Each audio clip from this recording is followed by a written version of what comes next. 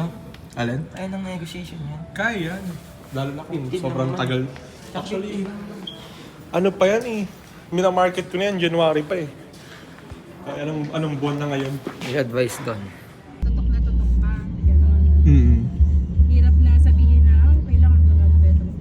Hindi siya gano'n. Kasi nga, kung may relationship na kayo with the client, kayo yung unang kino-contact, refer, ganyan. Doon nyo palang maintindihan na, grabe, non-stop pala yung opportunity dito.